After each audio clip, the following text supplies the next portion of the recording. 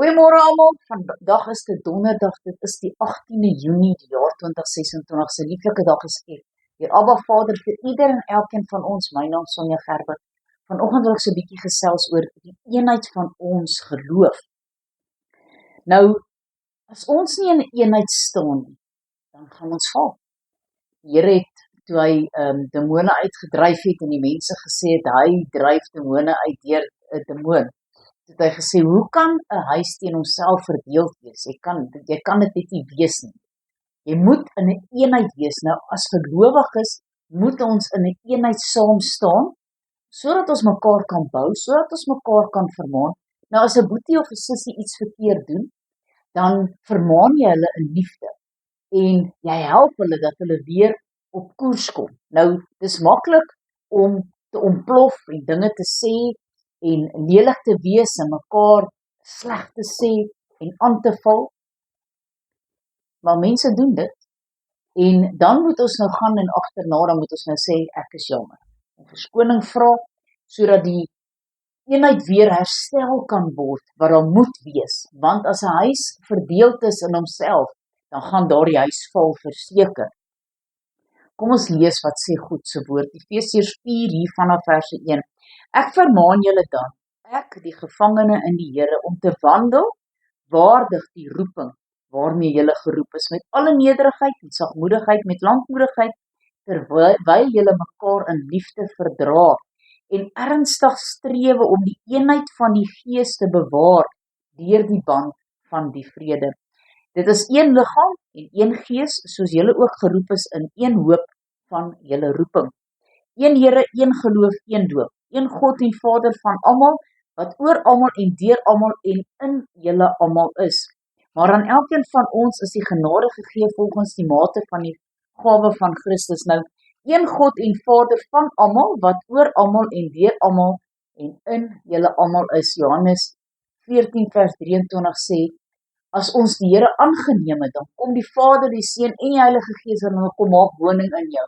So dan het ons alles by ons. Ons het nie nodig om angstig rond te kyk met die Vader is met ons moet net uitroep na hom, en dan hier weet jy wat gesê moet word en wat gedoen moet word. Dan gaan ons daar na Romeine 15 toe. En Christus is 'n voorbeeld van selfverloning en hulp betoon. En op ons wat sterk is, rus die verpligting om die swakhede te dra van die wat nie sterk is nie, en nie onsself te behaag nie. Nou, dit is 'n eenheid. Dis al ons eenheid kan nie, ons moet mekaar se laste kan dra. Want elkeen van ons moet die naaste behaag met die oog op wat goed is tot stigting. Want ook Christus het homself nie behaag nie, maar, soos geskrywe is, die smaathede van die wat u smaad het op my geval, in 'n hoofletter. Want alles wat tevore geskrywe is tot ons lering, tevore geskrywe sodat ons deur lydsaamheid en bemoediging van die skrifte hoop kan hê. En waarop hoop ons? Ons hoop dat die Here ons gaan red en ons 'n ewigheid saam met hom gaan wees. Ons mag God, die God van lydsaamheid en bemoediging aan julle gee, om eensgesind onder mekaar te wees ooreenkomstig die wil van Christus Jesus. Nou hier is die eensgesindheid weer. Sodat julle die God en Vader van ons Here Jesus Christus eendragtiglik uit een mond kan verheerlik. Neem daarom mekaar aan, soos Christus ons ook aangeneem het tot heerlikheid van God. En ek sê dat Jesus Christus 'n dienaar geword het van die besnydenis ter wille van die waardigheid van God om die beloftes van die Vaders te bevestig. En dat die heidene ter wille van sy barmhartigheid God kan verheerlik, soos geskrywe is. Daar sal ek u loof onder die nasies tot eer van u naam psalm sing. En hy sê ook, hy verbly julle o nasies saam met sy volk en ook loof die Here alle nasies en prys hom alle volke. En Jesaja het ook gesê, die wortel van Isaai sal daar wees en hy wat opstaan om oor die nasies te heers, op hom sal die nasies hoop. En mag die God van die hoop julle vervul met alle blydskap en vrede deur die geloof, dat julle oorvloedig kan wees in die hoop deur die krag van die Heilige Gees. Kom ons bid saam.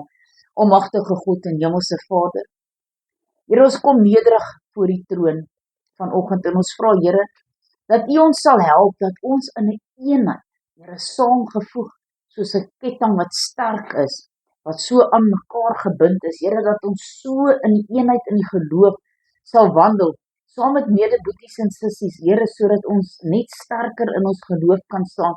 Ek dink as die gelowiges besef hoe kragtig gebed is, sal hulle dag en nag bid en dan U aangesig soek en dan sal hierdie land genees. Maar Here, dit is elkeen se keuse of hulle U wil aanroep en of hulle in U wil glo. Here, maar my gebed is dat U hulle sal help, die wat swak is, Here, sodat ons hulle kan help en hulle kan vertel van U groot liefde wat U vir ons gehad het, toe ons nog sondaars was, toe U ons kom uitred het. Here, sodat ons 'n voorbeeld vir hulle kan wees, ligdraers. Here, help ons in die saak, is my gebed in Jesus naam. Amen en amen.